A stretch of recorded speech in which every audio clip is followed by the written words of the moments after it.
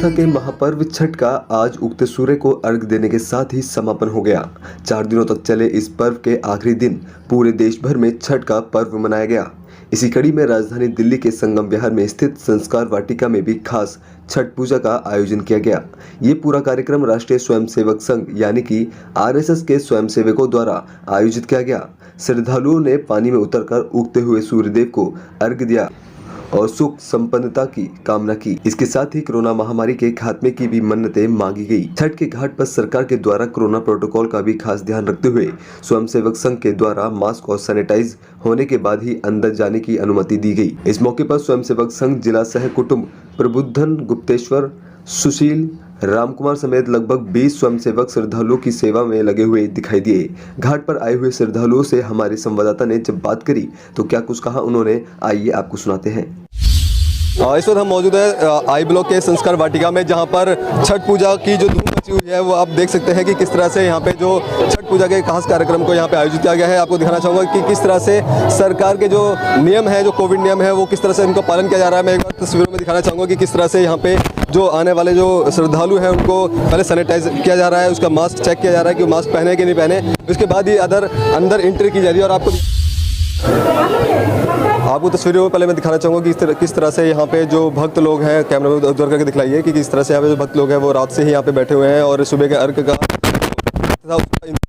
काफ़ी सारे जो श्रद्धालु हैं वो बैठे हुए हैं। सब जानते हैं कि किस तरह से ये पूरा छठी मैया का जो व्रत होता है, किस तरह से पूरी प्रक्रिया होती है, किस तरह से ये पूरा पर्व मनाया जाता है और क्या कुछ मनोकामना लेकर के आते हैं। बाकी छठ तो हमारे पूर्वज से ही आ रहा है मनाते हुए, तो हम लोग भी मना रहे हैं साथ में। इसकी बहुत सारी आस्थाएं हैं। छठ में जैसे जो पानी में खड़ी होती हैं, 3 दिन का व्रत है, ये खरना होता है। एक दिन उस दिन बगैर पानी का, फिर शाम का व्रत होता है, सुबह का वो भी बगैर पानी का। तो सारे जो पकवान आप देख ही रहे हो वो बनते हैं। और फिर उसके साथ साथ सब हम लोग भी मतलब बढ़िया आस्था है, भगवान पे श्रद्धा है। बहुत सारे मान्यताएं भी हैं, हम भी मानते हैं, वो पूरा भी होता है इनकी कृपा से। सूर्य को अर्घ दिया जा रहा है, उगते हुए सूर्य को अर्घ दिया जा रहा है। इसके बाद मतलब आगे की क्या कुछ प्रक्रिया होती है? जब शाम को तो डूबते हुए सूरज को अर्घ देते हैं, सुबह को उगते हुए सूरज को अर्घ देते हैं। उसके बाद यहाँ के बाद खत्म हो जाती है पूजा। घर जाके जो भी 2 दिन से बगैर पानी पे 3 दिन से रहते हैं उनके मतलब पानी वानी पीते हैं और खाना खाते हैं। उसके बाद कुछ है नहीं, बस 2 दिन का होता है। जिस तरह से इन्होंने बताया कि जो आस्था का पर्व है और इस तरह से ये लगातार 36 घंटों तक ये निर्जल व्रत रहती है, जिसके बाद ये सूर्य को सुबह को फिर से अर्घ देती है। और ऐसे ही महापर्व होते हैं जो एकता और आस्था को एकजुट बनाए रखते हैं। कैमरामैन अभय के साथ मैं संदेश सक्सेना, दिल्ली न्यूज़ 24। साथ ही सेवा में जुटे स्वयंसेवक संघ के जिला सह कुटुंब प्रबुद्धन गुप्तेश्वर जी ने कोरोना प्रोटोकॉल को लेकर क्या कुछ कहा, आइए आपको सुनाते हैं।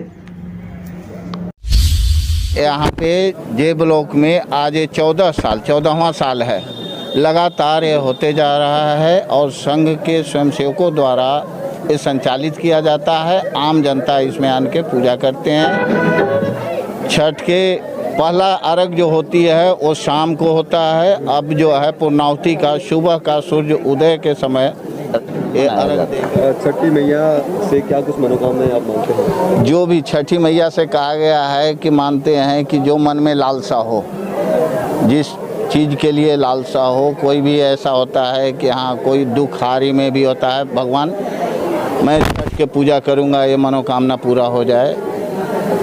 अधिकतर खास करके बच्चों के लिए, माँ जो हैं, माँ बच्चों और पतियों के लिए खास कर होने के नाते क्या कुछ भूमिका आपके संघ की तरफ से यहाँ निभाई जा रही है? यहाँ का जो भी देख रेख है मेरे तरफ से है। जो भी आज 14 साल का रहा हूँ, व्यवस्था ठीक हो।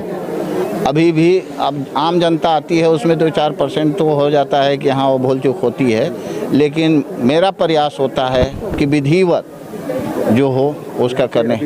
यहाँ अभी हमारे तरफ से करीबन 20 से 22 स्वयंसेवक अभी यहाँ मौजूद हैं। हाँ, 2 साल नहीं मनाया जा रहा था। हम लोगों ने थोड़ा घर घर में मनाया था, अपने घर में 2-2, 4-4 आदमी करके। लेकिन इस साल थोड़ा हमने क्या नाम है, वहाँ से कोर्ट से ऑर्डर भी लिया इसके कार्यक्रम के लिए, और हमारे पास है भी कोर्ट का ऑर्डर। और हमने जो भी वहाँ पे नियम का पालन कराया, उसका हमने नियम का पालन किया है। सैनिटाइजर, मास्क, सभी को बिना मास्क के किसी को अंदर नहीं घुसने देता हूँ। गेट पे मास्क ही अपने खरीद कर। माना जाता है क्या कुछ छठी में ऐसे आप मनोकामना मांगते हैं? जैसे हमारा कोई अपने बच्चे की भविष्य के लिए सोचता है, कोई मतलब अपने पति के लिए सोचते हैं, कोई जैसे पूरा कुछ भी इसमें आप मांगे छठी मैया ज़रूर पूरा करती है। ये पूर्वांचलों का एक महत्वपूर्ण त्यौहार है जिसके लिए हम लोग इकट्ठा हुए हैं और त्यौहार को कर रहे हैं और आशा करते हैं कि आगे भी ऐसे ही करते रहेंगे और सभी कोरोना नियम को हम लोगों ने पालन किया है अभी तक, आगे भी करेंगे। छठी मैया का ये लास्ट अर्घ है। इसके बाद ये 4 दिनों का व्रत का समाप्त है और इसके बाद जो जिस भक्त को जिस तरह का मनोकामना पूरा हुआ है वो उस तरह से अपना छठी मैया को अर्घ देते हैं। इसके बाद प्रसाद का वितरण होगा और फिर से मनोकामना करेंगे कि अगले साल फिर से सब एकजुट होकर देखो ये जो पर्व है ये हमारे एकदम पूर्वांचल का यूपी और जिसमें उत्तर प्रदेश और बिहार आता है, इसके लिए ये बहुत ही बड़ा महापर्व है ये। और इसे हम जैसे लोग बाकी दिवाली मनाते हैं, होली मनाते हैं, उसी हिसाब से हम इसको भी जो पूर्वांचल के लोग हैं वो बड़ा पर्व मानते हैं इसको और उसी हिसाब से सारे लोग इकट्ठा होते हैं और अपना ये पर्व मनाते हैं।